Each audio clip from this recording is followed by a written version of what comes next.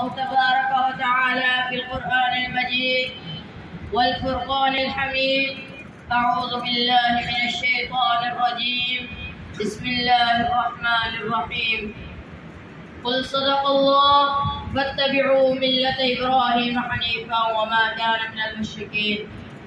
محترم اساتذہ اکرام اور میرے ہم مکتب و ہم مشن ساتھیوں، آج مجھے آپ کے سامنے جس عظیم موضوع پر اپنے لبوں کو جھپش دینے کا موقع ملا ہے، اس عظیم موضوع کا عنوان ابراہیم علیہ السلام کی زندگی ہمارے لیے مشعل راہ ہے۔ محترم سامعین، اللہ تعالیٰ قرآن مجید کے اندر فرماتے ہیں، کہہ دیجئے سچ کہا اللہ نے، ابراہیم علیہ السلام کی ملت کی پیروی کرو، وہ یکسو تھے اور مشرکوں میں سے نہ تھے۔ محترم بھائیوں، ہمیں اس آیت سے معلوم ہوتا ہے کہ اگر ہم ابراہیم علیہ السلام کی ملت کی پیروی کریں گے تو ہمیں آج قربانی تو کرتے ہیں لیکن ابراہیم علیہ السلام کی طرح نہیں۔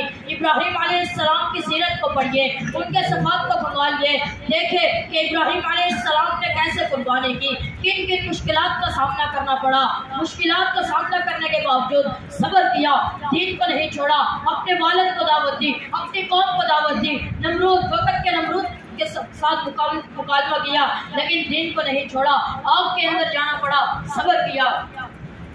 80 سے 90 سال کی عمر کے اندر اللہ تعالیٰ نے آپ کو ایک بیٹا عطا کیا،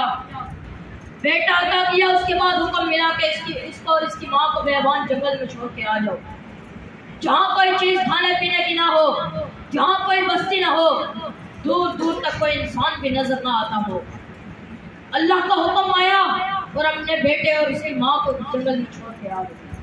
اس کے بعد جب وہ بیٹا بڑا ہوتا ہے، جب وہ کھیلنے کودنے کی عمر میں ہوتا ہے، اللہ اکبر میرے بھائیوں، جس کے اوپر اپنے باپ کی امیدیں ہوتی ہیں کہ وہ بڑا ہو کر باپ کا بازو بنے گا، اس کا سہارا بنے گا، حکم آتا ہے کہ اپنے بیٹے کو ذبح کرو۔ جب وہ بیٹے کو کہتے ہیں تو بیٹا کہتا ہے یا ابت افعل ما تؤمر ستجدنی انشاءاللہ من الصابرین، کہ اے ابا جان، آپ کو جو حکم ملا ہے آپ پر گزریے، انشاءاللہ آپ مجھے صبر کرنے والوں میں سے بنیں گے۔ میرے بھائیوں، آج ہم دعوت ابراہیمی ہونے کا کرتے ہیں لیکن ابراہیمی بننا اتنا آسان نہیں۔ ابراہیمی بننے کے لیے ابراہیم جیسی قربانیاں دینی ہوتی، مشکلات